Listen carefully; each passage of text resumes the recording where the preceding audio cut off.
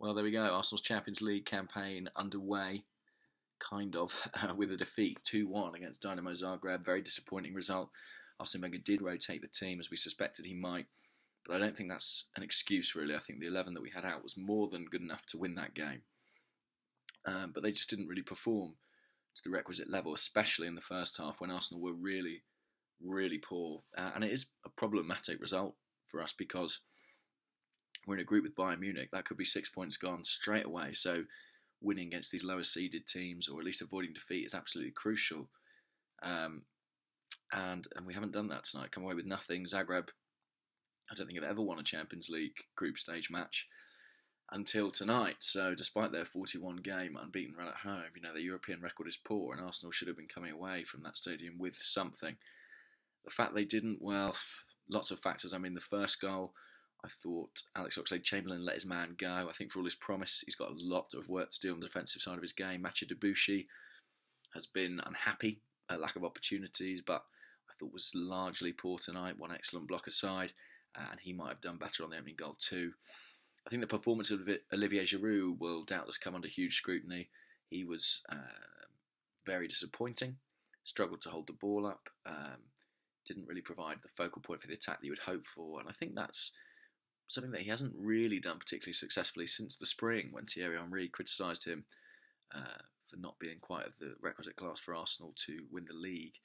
And I think I've talked about his mental fragility previously. I think that's in evidence at the moment, and it was tonight when he was booked first of all for dissent, and then for a very silly foul, raised a foot up towards a player's groin when it wasn't a smart thing to do. He knew the referee was on his back, and he gave him an opportunity to send him off.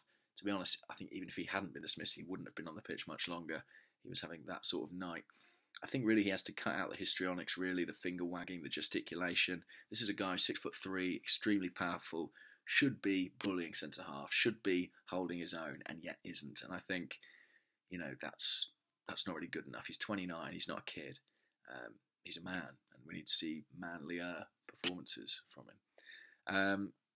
I think his dismissal hurt us, though, because he would have been defending the near post from which Zagreb scored their second goal. Excellent delivery into that area, but Kieran Gibbs and Mikel Arteta both appeared to duck out of the challenge, and the ball was nodded into the corner. So 2-0 down, triple change followed. Coquelin came on immediately, provided an upgrade in the central midfield.